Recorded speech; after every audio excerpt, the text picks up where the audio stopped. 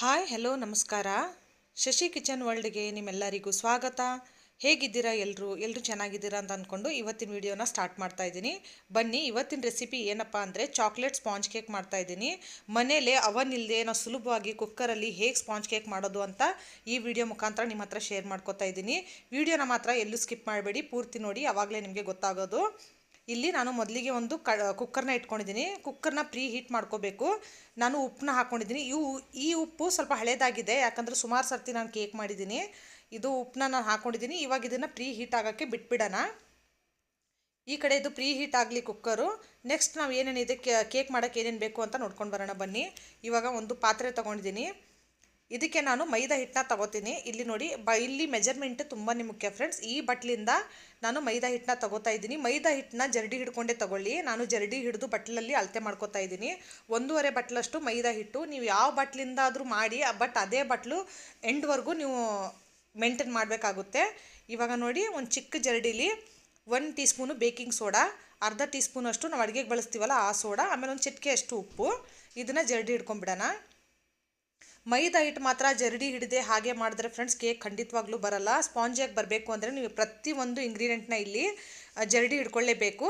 ಆಮೇಲೆ ಇಲ್ಲಿ ಯಾವ ಬಟ್ಲಿಂದ ಮೈದಾ ಹಿಟ್ಟನ್ನ ತೊಗೊಂಡಿದ್ನೋ ಆ ಬಟ್ಲಿಂದ 1/4 ಬಟ್ಲಷ್ಟು ಕೋಕೋ ಪೌಡ್ರ್ ತೊಗೊಂಡಿದ್ದೀನಿ. ಇದನ್ನು ಕೂಡ ಜರಡಿ ಹಿಡ್ಕೊಳ್ಳಿ. ಪ್ರತಿಯೊಂದು ಡ್ರೈ ಇಂಗ್ರೀಡಿಯೆಂಟ್ನ ನೀವು ಜರಡಿ ಹಿಡಿಲೇಬೇಕು. ಇವಾಗ ನೋಡಿ, ಎಲ್ಲ ಜರಡಿ ಹಿಡ್ಕೊಂಡಿದ್ದಾಯಿತು. ಇದನ್ನು ಎತ್ತಿ ಪಕ್ಕಕ್ಕೆ ಇಟ್ಕೊಂಡ್ಬಿಡೋಣ ಡ್ರೈ ಇಂಗ್ರೀಡಿಯೆಂಟ್ನೆಲ್ಲ. ಇವಾಗ ಒಂದು ಮಿಕ್ಸಿ ಜಾರ್ ತೊಗೊಂಡಿದ್ದೀನಿ. ಇದಕ್ಕೆ ನಾನು ಒಂದು 3 ಮೊಟ್ಟೆನ ಒಡೆದು ಹಾಕೋತೀನಿ ಫ್ರೆಂಡ್ಸ್. 3 ಮೊಟ್ಟೆ ಬೇಕು. ಅದು ರೂಮ್ ಟೆಂಪ್ರೇಚರಲ್ಲೇ ಇರಬೇಕು ಮೊಟ್ಟೆ.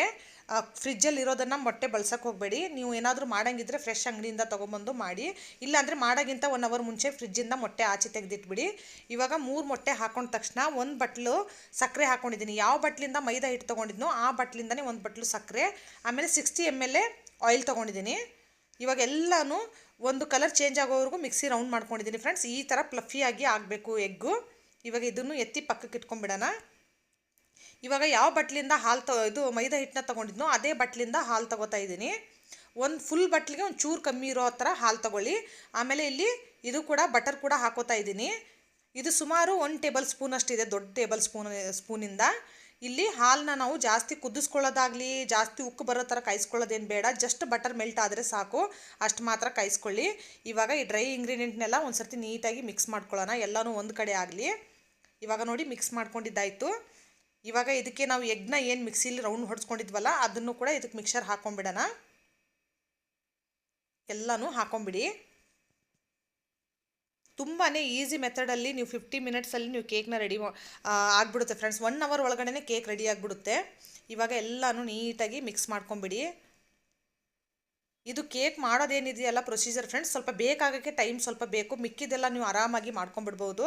ನೋಡಿ, ಬಿಸಿ ಬಿಸಿಯಾಗಿರುವಂಥ ಹಾಲನ್ನ ಬಟರ್ ಹಾಕಿ ಹಾಲು ಏನು ಇಟ್ಕೊಂಡಿದ್ವಲ್ಲ, ಮೆಲ್ಟ್ ಮಾಡಿ ಹಾಲು ಇಟ್ಕೊಂಡಿದ್ವಲ್ಲ ಆ ಹಾಲನ್ನ ಬಿಸಿ ಬಿಸಿ ಇರೋ ಹಾಗೆ ಹಾಕೊಂಬಿಡಿ. ಇನ್ನೊಂದು ಫ್ರೆಂಡ್ಸ್, ಒಂದೇ ಸರ್ತಿ ಹಾಕೋಬೇಡಿ, ಸ್ವಲ್ಪ ಸ್ವಲ್ಪನೇ ಹಾಕೊಳ್ಳಿ. ಯಾಕಂದರೆ ಒಂದೊಂದು ಸಲ ಸಕ್ಕರೆ ದಪ್ಪ ಸಣ್ಣ ಆಗಿ ಬೇಗನೆ ತೆಳ್ಳಗಾಗೋ ಚಾನ್ಸಸ್ ಇರುತ್ತೆ. ಒಂದೊಂದು ಸಲ ಬೇಗನೆ ತೆಳ್ಳಗಾಗುತ್ತಲ್ಲ, ಹಾಗಾಗಿ ನೋಡ್ಕೊಂಡು ಹಾಕ್ಕೊಳ್ಳಿ, ಕನ್ಸಿಸ್ಟೆನ್ಸಿ ನೋಡಿಕೊಂಡು. ನೋಡಿ, ಮತ್ತೆ ಒಂದು ಸ್ವಲ್ಪ ಹಾಲು ಹಾಕ್ಕೊಂಡು ಇನ್ನೊಂದು ಸ್ವಲ್ಪ ಎತ್ತಿಟ್ಕೊಂಡಿದ್ದೀನಿ. ಇದೇ ಥರನೇ ಮಾಡ್ಕೊಳ್ಳಿ.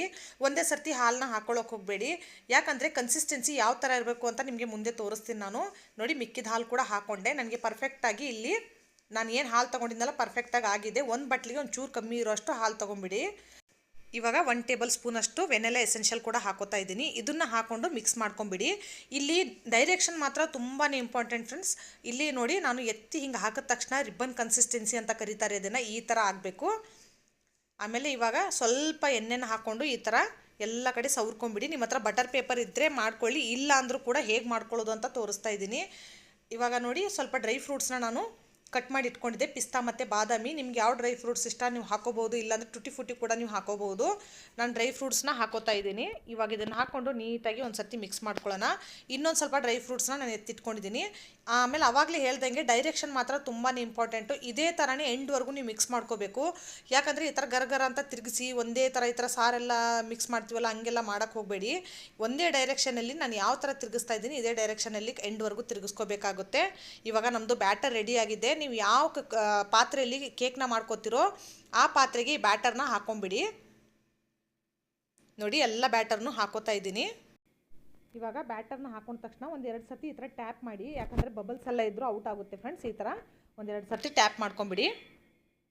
ನೋಡಿ ಇವಾಗ ಆಯಿತು. ಇದು ಏನು ನಾನು ಡ್ರೈ ಫ್ರೂಟ್ಸ್ನ ಸ್ವಲ್ಪ ಮಿಕ್ಕಿಸ್ಕೊಂಡಿದ್ನಲ್ಲ ಆವಾಗಲೇ, ಅದನ್ನು ಕೂಡ ಮೇಲೆಯಿಂದ ಹಾಕೋತಾ ಇದ್ದೀನಿ. ನಿಜವಾಗ್ಲೂ ತುಂಬ ಕ್ರಂಚಿ ಆಗುತ್ತೆ ಫ್ರೆಂಡ್ಸ್. ಕೇಕ್ ಏನು ಬೇಕಾಗುತ್ತಲ್ಲ, ಆಮೇಲೆ ಇದ್ರ ಮೇಲೆ ಹಾಕಿರುವಂಥ ಡ್ರೈ ಫ್ರೂಟ್ಸು ಕ್ರಂಚಿಯಾಗಿ ತಿನ್ನುವಾಗ ತುಂಬ ಟೇಸ್ಟಿಯಾಗಿರುತ್ತೆ. ನೀವು ಕೂಡ ಇದೇ ಥರ ಹಾಕ್ಕೊಳ್ಳಿ. ಇಲ್ಲ ಅಂದರೆ ಟುಟಿ ಫುಟಿ ಇದ್ರೂ ಕೂಡ ಹಾಕೋಬೋದು. ಡ್ರೈ ಫ್ರೂಟ್ಸೇ ಹಾಕೋಬೇಕು ಅಂತ ಏನಿಲ್ಲ. ಇವಾಗ ಬನ್ನಿ ಅದನ್ನು ಬೇಕ್ ಮಾಡೋಕೆ ಇಡೋಣ. ಅವನ್ ಇಲ್ಲದೆ ಸುಲಭವಾಗಿ ಆರಾಮಾಗಿ ನಿಜವಾಗ್ಲೂ ಹೇಳ್ತೀನಿ, ಕುಕ್ಕರಲ್ಲೇ ನೀವು ಆರಾಮಾಗಿ ಮಾಡ್ಕೋಬೋದು. ಇವಾಗ ಒಂದು ಬಟ್ಲು ಇಟ್ಕೊತೀನಿ ನಾನು ಮಧ್ಯದಲ್ಲಿ. ನೋಡಿ ಇವಾಗ ಈ ಥರ ಬಟ್ಲು ಇಟ್ಕೊಂಡಿದ್ದೀನಿ. ಕರೆಕ್ಟಾಗಿ ಮಿಡಲಲ್ಲೇ ಇಟ್ಕೊಳ್ಳಿ. ಇವಾಗ ಕೇಕ್ ಟಿನ್ನ ಇಟ್ಕೊಂಡ್ಬಿಡೋಣ. ನೋಡಿ ಇವಾಗ ಇಟ್ಕೊಂಡಿದ್ದಾಯಿತು. ಇವಾಗ ಇದನ್ನು ಕುಕ್ಕರ್ದು ರಬ್ಬರು ಮತ್ತು ವಿಸಿಲ್ ತೆಗೆದುಬಿಡಿ. ಅದೇನು ಕುಕ್ಕರ್ದು ಮುಚ್ಚಳ ಇರುತ್ತಲ್ಲ ಅದ್ರದ್ದು ವಿಸಿಲ್ಲು ತೆಗೆದಿದ್ದೀನಿ. ಆಮೇಲೆ ರಬ್ಬರ್ನು ತೆಗೆದುಬಿಟ್ಟು ಮೇಲೆ ಮುಚ್ಚಿ ಕ್ಲೋಸ್ ಮಾಡಿಬಿಡಿ ಫ್ರೆಂಡ್ಸ್. ಆಮೇಲೆ ಇದನ್ನು ಒಂದು 45 ಮಿನಿಟ್ವರೆಗೂ ನೀವು ಇದನ್ನು ಮುಟ್ಟಕ್ಕೆ ಹೋಗಬೇಡಿ. 45 ಮಿನಿಟ್ ಆದಮೇಲೆ ಒಂದು ಸರ್ತಿ ಚೆಕ್ ಮಾಡಿ ಹಸಿ ಇದೆಯೋ ಏನಿದೆಯೋ ಅಂತ. ಆಮೇಲೆ ಏನಾದರೂ ಹಸಿ ಇದ್ದರೆ ಇನ್ನೊಂದು 5 ನಿಮಿಷ ನೀವು ಬೇಕ್ ಮಾಡ್ಬೋದು. ಇವಾಗ 45 ಮಿನಿಟ್ ಆಯಿತು. ಬನ್ನಿ ನಾನು ನಿಮ್ಮ ಮುಂದೆನೇ ಚೆಕ್ ಮಾಡ್ತೀನಿ.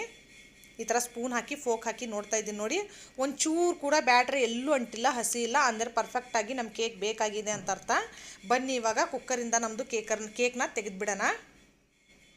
ನೋಡಿ ಇವಾಗ ತೆಗಿತಾ ಇದ್ದೀನಿ. ಇನ್ನೊಂದು ತೆಗೆದ ತಕ್ಷಣ ಬಿಸಿ ಬಿಸಿ ಇರೋವಾಗಲೇ ನೀವು ತೆಗಿಯೋಕ್ಕೆ ಹೋಗಬೇಡಿ. ಒಂದು 2 ನಿಮಿಷ ಬಿಟ್ಬಿಡಿ. ಕೇಕ್ ತಣ್ಣಗಾಗಲಿ, ಅದು ಸೆಟ್ ಆಗಬೇಕು.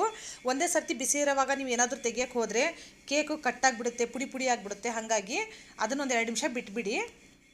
ಇವಾಗ ನೋಡಿ ಒಂದು 2 ನಿಮಿಷ ತಣ್ಣಗಾಕಕ್ಕೆ ಬಿಟ್ಟಿದೆ. ಅಂದರೆ ಪಾತ್ರೆ ಮುಟ್ಟೋ ಥರ ನಾವು ಇರಬೇಕು. ಆ ಥರ ಆದಮೇಲೆ ಸ್ವಲ್ಪ ಚಾಕುವಿಂದ ಈ ಥರ ಸೈಡಲ್ಲೆಲ್ಲ ಎಂಡ್ಸೆಲ್ಲ ಇರುತ್ತಲ್ಲ, ಸ್ವಲ್ಪ ಲೂಸ್ ಮಾಡ್ಕೊಂಬಿಡಿ. ಅಂದರೆ ಕೇಕ್ ಈಸಿಯಾಗಿ ಬೀಳುತ್ತೆ. ಇವಾಗ ಒಂದು ಪ್ಲೇಟ್ ಇಟ್ಕೊಂಡು ಇದನ್ನು ಕೇಕ್ನ ನಾವು ತೆಕ್ಕೊಂಬಿಡೋಣ. ತುಂಬಾ ಈಸಿಯಾಗಿ ಬಂದುಬಿಡುತ್ತೆ ಫ್ರೆಂಡ್ಸ್. ಒಂದು 2 ಸರ್ತಿ ಟ್ಯಾಪ್ ಮಾಡ್ಕೊಂಬಿಡಿ ಈ ಥರ ಎಲ್ಲ ಕಡೆನೂ. ನೋಡಿ ಟ್ಯಾಪ್ ಮಾಡ್ಕೊಂಡಿದ್ದಾದಮೇಲೆ ಕೇಕ್ ಎಷ್ಟು ಪರ್ಫೆಕ್ಟಾಗಿ ಬ್ಯಾಕ್ ಸೈಡಲ್ಲೂ ನೋಡ್ತಾ ಇರ್ಬೋದು ಎಷ್ಟು ಚೆನ್ನಾಗಿ ಬೇಕಾಗಿದೆ ಅಂತ. ತುಂಬಾ ಈಸಿಯಾಗಿ ಫ್ರೆಂಡ್ಸ್, ಎಷ್ಟೊಂದು ಸ್ಪಾಂಜಿಯಾಗಿ ನೋಡಿ ಎಷ್ಟು ಚೆನ್ನಾಗಿ ಕಲರ್ ಬಂದಿದೆ. ಸೇಮ್ ಬೇಕ್ರಿಲಿ ಮಾಡಿರೋ ಥರನೇ ಕೇಕ್ ಇದೆಯೋ ಇಲ್ವೋ ಹೇಳಿ. ಇವಾಗ ಕ್ರಿಸ್ಮಸ್ ಎಲ್ಲ ಸ್ಟಾರ್ಟ್ ಆಗ್ತಾ ಇದೆ. ನೀವು ಕೂಡ ನಿಮ್ಮ ಮನೇಲಿ ಟ್ರೈ ಮಾಡಿ ಫ್ರೆಂಡ್ಸ್. ಇವಾಗ ಬನ್ನಿ ನಿಮಗೆ ಒಂದು ಪೀಸ್ ಕಟ್ ಮಾಡಿ ನಿಮ್ಮ ಮುಂದೆನೇ ತೋರಿಸ್ತೀನಿ ಯಾವ ಥರ ಸ್ಪಾಂಜಿಯಾಗಿ ಆಗಿದೆ ಅಂತ ಕೇಕು. ನಾನು ಸ್ವಲ್ಪ ಬಿಸಿ ಇರೋದ್ರಲ್ಲೇ ಕಟ್ ಮಾಡಿದ್ದೀನಿ. ಫುಲ್ಲು ತಣ್ಣಗಾದ್ಮೇಲೆ ಅಂತೂ ಇನ್ನೂ ಚೆನ್ನಾಗಿ ಬರುತ್ತೆ.